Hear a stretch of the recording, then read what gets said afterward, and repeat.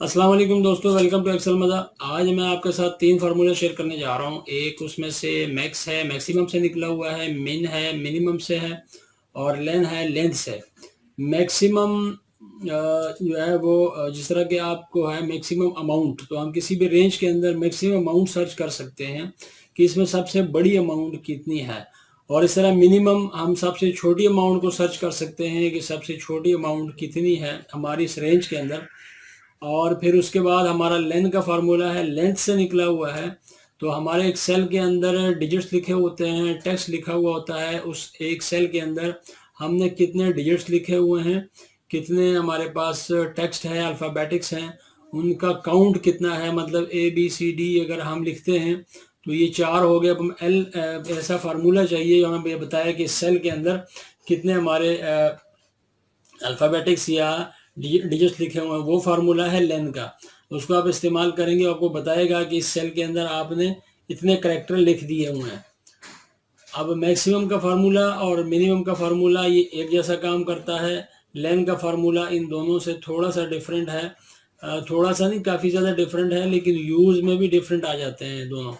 Maximum में आप क्या करेंगे, एक रेंज के अंदर आप उसको देखेंगे कि एक रेंज के अंदर आपकी मैक्सिमम वैल्यू कितनी है। मिनिमम में भी यही होगा। लेंथ के अंदर क्या होगा, आप किसी एक सेल के अंदर देख सकते हैं कि एक सेल के अंदर आपके पास कितने करैक्टर लिखे हुए हैं। फिर आगे उसका यूज़ क्या है ये भी आपको मैं बताऊंगा। तो चलते हैं हमारे आज के टॉपिक की तरफ, लेकिन उससे पहले आपसे गुजारिश है कि अगर अभी तक आपने चैनल एक्सेल मज़ा को सब्सक्राइब नहीं किया तो ज़रूर सब्सक्राइब करें और साथ ही बेल आइकन को प्रेस करें ताकि आइंदा आने वाली वीडियोस आप तक बआसानी पहुंचती रहें। तो चलो चलते हैं अपने टॉपिक की तरफ। जी, तो हम अपने टॉपिक की तरफ आ गए हैं। हमारे सामने हमारा एक डेटाबेस ओपन है, मंथ है, सेल्स एक्सपेंस बैलेंस है, और इस साइड के ऊपर हमने कुछ डिजिट्स लिखे हुए हैं जो कि हम एल ई एन लेन के फार्मूले के लिए इस्तेमाल करेंगे। उसमें यह है कि मैंने आपको बताया कि जी हम मैक्स, मिन और लेन का इस्तेमाल भी जानेंगे, और इसको आज इफ़ के साथ भी इसको इस्तेमाल करेंगे कि अगर कंडीशनल फार्मूले के साथ इसका इस्तेमाल हो तो फिर इसका यूज़ क्या है, उसको इस्तेमाल कैसे करना है। तो देखिए, पहला फार्मूला हमारे पास है एम ए एक्स मैक्स का, दूसरा है मिन का, और तीसरा है लेन का। ऑलरेडी मैं आपको बता चुका हूँ, मैक्सिमम अमाउंट है, और फिर मिनिमम अमाउंट है, और फिर लेंथ है। ठीक है जी। जी, मैक्सिमम, मिनिमम और लेंथ, तीन फार्मूले हैं, और इसको इस्तेमाल करेंगे इफ़ के साथ। इफ़ के साथ भी इसको इस्तेमाल करेंगे। सबसे पहले हम आते हैं मैक्सिमम की तरफ। ये हमारे पास एक कंप्लीट रेंज है एक्सपेंस की, ये हमारे पास एक कंप्लीट रेंज है सेल की। M X M I N, ठीक है जी। अब यहाँ पे फार्मूले को अप्लाई करते हैं। हम ये चाहते हैं कि हमारी सेल के अंदर सबसे बड़ी वैल्यू कौन सी है, दूसरे लफ्ज़ों में हमारी सबसे ज़्यादा सेल कौन सी है। अब यहाँ पे फार्मूला लिखेंगे M A X is equal to M A X, छोटी ब्रैकेट को शुरू करेंगे और ये पूरी की पूरी रेंज दे देंगे। B5 से लेकर B16 तक हमारी रेंज बनती है। हमने और कुछ नहीं करना है, जस्ट ब्रैकेट क्लोज करके इंटर को प्रेस करना है। ब्रैकेट को क्लोज करेंगे और इंटर को प्रेस कर देंगे। इसने हमें बताया कि 9484 आपके पास सबसे बड़ी अमाउंट है इस रेंज के अंदर। और अगर हम जाके देखें इस रेंज में तो इसमें यही अमाउंट हमारे पास सबसे बड़ी है। ओके, हम अगर इसी रेंज के अंदर मिनिमम अमाउंट देखना चाहते हैं तो एम आई एन को अप्लाई करेंगे, is equal to M I N, bracket शुरू, और रेंज देंगे B5 से लेकर B16 तक। ब्रैकेट बंद करने के बाद इंटर को प्रेस करेंगे। सबसे छोटी अमाउंट 64960 हमारे पास आ रही है इस वक्त। अगर हमारे पास इसके छोटी अमाउंट और कोई नहीं, अगर हम इससे छोटी अमाउंट यहाँ पे फर्ज किया एंटर करते हैं, मैं यहाँ पे काम करता हूँ 6300 को यहाँ पे एंटर करता हूँ। अब देखें यहाँ पे मेरे पास मिनिमम के अंदर जो रिप्लाई आया है वो क्या है जी, 6300। ये तो हो गया मैक्स और मिन का इस्तेमाल कि आप इसको कैसे इस्तेमाल करेंगे। अब इस मैक्स और इस मिन को हम इफ के साथ इस्तेमाल करेंगे, इसको कंडीशन के साथ इस्तेमाल करेंगे, कंडीशनल फार्मूला के साथ इसको इस्तेमाल करेंगे। तो देखें अब यहाँ पे ऐसी कोई कंडीशन अप्लाई नहीं है इस फार्मूले के अंदर। अगर आप गौर करें तो मैक्स है और फिर सीधा सीधा रेंज है और उसमें से उसने हमें मैक्सिमम अमाउंट को निकाल दिया। अब अगर हम ये चाहते हैं कि ऐसी कंडीशन लगाएं कि अगर वैल्यू जो है वो बड़ी हो फलानी वैल्यू से या value is equal to this value, तो फिर कंप्यूटर इस सेल के अंदर हमारे लिए क्या करे और यहाँ पे हमें क्या रिटर्न करे, कौन सी वैल्यू हमें रिटर्न करे। ओके, ये हम ऑलरेडी फार्मूला लगा चुके हैं। इससे पहले अगर हम इफ लगाते हैं इज इक्वल टू के बाद हम इफ लगाते हैं, तो इफ के बाद हमें फिर छोटी ब्रैकेट लगानी पड़ेगी क्योंकि ये एक अलग से फार्मूला है। इफ बताते खुद एक अलग से फार्मूला है, इसलिए हमें छोटी ब्रैकेट लगानी पड़ेगी। छोटी ब्रैकेट के बाद मैथ का फार्मूला ऑलरेडी लगा हुआ है। मैं एक काम करता हूँ, यहाँ पे लिखता हूँ कि इफ इसमें जाके देखो इस रेंज के अंदर अगर अमाउंट आपको मिलती है as equal to 1000, as equal to 1000, maximum बात समझने की है, मैक्सिमम अमाउंट अगर इज इक्वल टू 1000 है तो फिर इसने क्या करना है, अब हम यहाँ पे क्या करेंगे, कामा लगाएंगे। उसके बाद क्या होना चाहिए, उसके लिए हमें कामा लगाना पड़ेगा।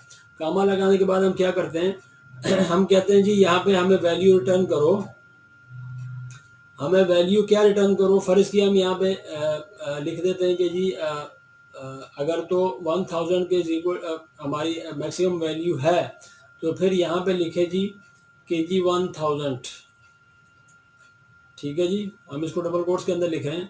और अगर ऐसा ना हो तो फिर क्या रिटर्न करें जी, हमारे पास 0 रिटर्न करें। इसके बाद हम छोटी ब्रैकेट एक और ब्रैकेट दो ब्रैकेट से बंद करेंगे, दो फार्मूले हैं और इंटर करके बाहर आ जाएंगे।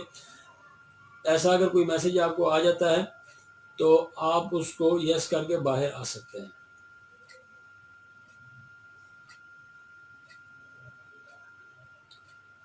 ठीक है, हमने इसको यस किया और बाहर आ गए। बाहर आने के बाद हमने देखा तो यहाँ पे हमारे पास 0 है। उसकी वजह क्या है कि कोई भी मैक्सिमम वैल्यू 1000 के बराबर नहीं है। तमाम की तमाम वैल्यूज 1000 से ज़्यादा हैं।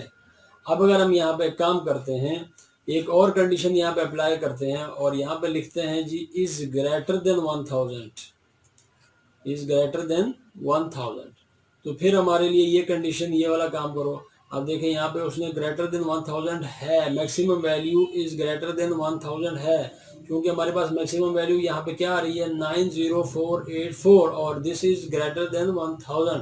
तो इसलिए उसने हमें जो पहली कंडीशन रिटर्न की है वो क्या है 1000। ये तो था एक मिसाल के तौर पे, लेकिन हमें ये नहीं करना। हमें क्या काम करना है, हम ये चाहते हैं कि अगर ये इज इक्वल टू 1000 है, अगर तो दिस इज ग्रेटर देन 1000 है, तो फिर ये जो हमारी रेंज है, ये वाली रेंज या एक्सपेंस की रेंज, ये वाली रेंज या एक्सपेंस की रेंज, इसको सम करें। तो यहाँ पे हम लगाएंगे सम और सम के बाद यहाँ पे आएंगे और एक्सपेंस में से जाके इसको सम करेंगे। ठीक है जी, और उसके बाद फिर क्या हो जी, एक्सपेंस में हमने इसको सम किया। उसके बाद फिर अगर ये ना हो तो फिर ब्रैकेट के बाद हम क्या चाहते हैं, ब्रैकेट के बाद हम 0 चाहते हैं, ब्रैकेट को बंद चाहते हैं और बंद करके बाहर आ जाएंगे। ठीक है, अब हमने क्या किया, हमने सिस्टम को ये बताया कि इस रेंज के अंदर जाके देखो कि अगर value as maximum value is greater than 1000 तो फिर क्या करो, इन तमाम एक्सपेंस की रेंज को हमारे लिए सम कर दो, अदरवाइज यहाँ पे 0 करो। अब मसला ये है कि मैक्सिमम वैल्यू जो यहाँ मौजूद है वो है 1000 से ज़्यादा, तो इसलिए उसने क्या किया, इस तमाम का टोटल कर दिया, इस तमाम का टोटल कर दिया, देख जो कि 372432 है। अगर हम यहाँ पे ये कह देते हैं कि if is greater is less than, अब इसका रिप्लाई क्या आएगा 0, इसका रिप्लाई क्या आएगा 0। ये जो हमने यहाँ पे 0 लगाया हुआ है इसकी जगह पे आप कुछ भी लिख सकते हैं। आप फर्ज किया यहाँ पे लिख दें कि मैक्सिमम वैल्यू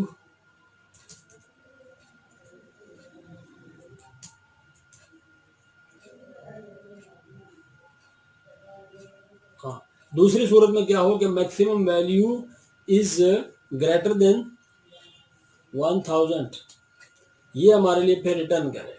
ठीक है, अगर पहली शर्त जो है लेस देन 1000 वाली पूरी ना हो तो दूसरी शर्त क्या हो, maximum value is greater than 1000 आ जाए। उसने यहाँ पे हमें पेंट कर दिया maximum value is greater than 1000। ठीक है, हमने जहाँ पे यहाँ कंडीशन में क्या लिखा हुआ है कि maximum value is less than 1000, वो कह रहा है जी कि लेस देन 1000 कोई ऐसी अमाउंट नहीं है, वो तमाम की जो हमारी मैक्सिमम वैल्यूज हैं वो ग्रेटर देन 1000 है।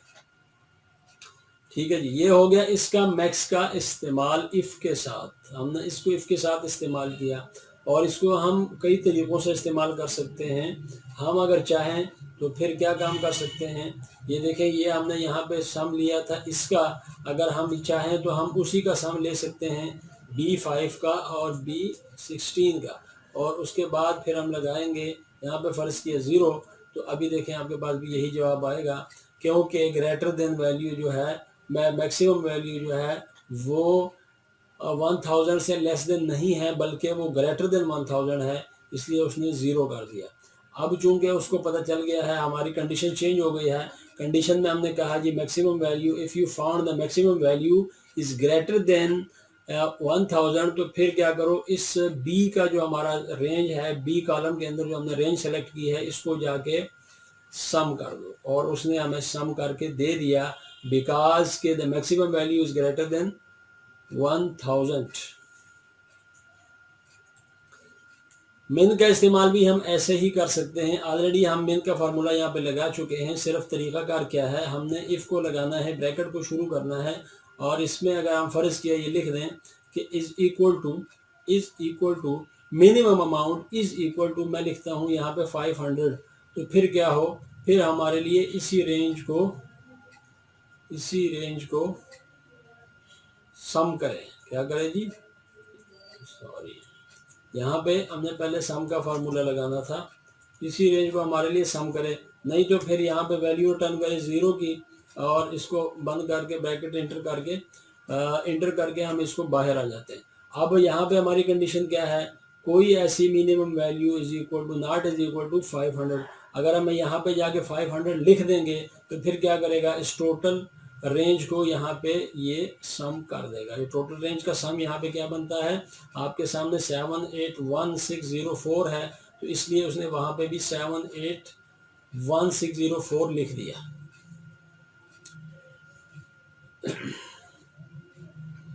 ओके, हमारा नेक्स्ट फार्मूला है LEN का, लेन का फार्मूला है। लेन मैंने आपको बताया था कि लेंथ से निकला है, ये किसी भी सेल के अंदर जाके आपको एक रिप्लाई करता है कि यहाँ पे कितने करैक्टर मौजूद हैं। मैं यहाँ पे मेरे पास एक सेल मौजूद है यहाँ पे के, मैं इसको LEN लिखता हूँ, ब्रैकेट शुरू करता हूँ, और यहाँ पे जाके इसको के 5 का रेंज देता हूँ, ब्रैकेट बंद करके बाहर आ जाता हूँ। इसने मुझे बताया यहाँ पे 17 डिजिट्स मौजूद हैं। कितने डिजिट्स हैं, 17 डिजिट्स यहाँ पे मौजूद हैं। मैं अगर इसको नीचे तक ड्रैग कर लेता हूँ,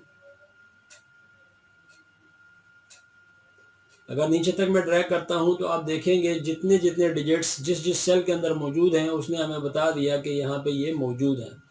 अब अगर हमें फ़र्ज़ किया यहाँ से 17 डिजिट्स या 16 डिजिट्स के जो हमारे वैल्यूज़ हैं उनको हमें अलग करना है, और उसको हम यहाँ पे दिखाना चाहते हैं कि यहाँ पे हम लिखना चाहते हैं कि 16 डिजिट्स। अब इसको हम बैंक अकाउंट भी लिख सकते हैं, बैंक अकाउंट्स।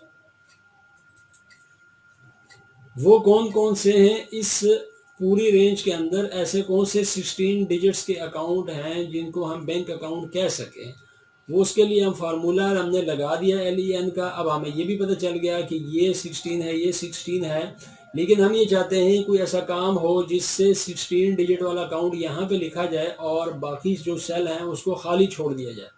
उसके लिए हमें फिर इफ़ की ज़रूरत पड़ेगी, और मैं अगर आपको बताऊं तो यहाँ पे आप देखें फिर अगेन वही इफ़ लगाएंगे, शुरू में ब्रैकेट को शुरू करेंगे, LEN को किया इज इक्वल टू, हमें चूँकि 16 चाहिए तो अब 16 के इज इक्वल टू अगर आ जाए तो फिर क्या हो, फिर इस सेल के अंदर ये वाली वैल्यू जो इस सेल के अंदर पड़ी हुई है K5 ये लिखें, अदरवाइज सेल को खाली छोड़ दें। सेल को खाली छोड़ने के लिए डबल कोट्स 2 दफ़ा इंटर करें कामा के बाद, तो आपके पास ये रिप्लाई आ जाता है। This is not equal to 16 digit, तो उसने ऐसा कुछ नहीं किया। मैं इसको नीचे तक ड्रैग करूँगा तो आप देखेंगे कि जो 16 डिजिट्स के बैंक अकाउंट हैं उसने वो अलग कर दिए और बाकी को खाली छोड़ दिया, बाकी हमारी जो सेल्स हैं उनको खाली छोड़ दिया, क्योंकि हमने फार्मूले के अंदर यही बताया हुआ है।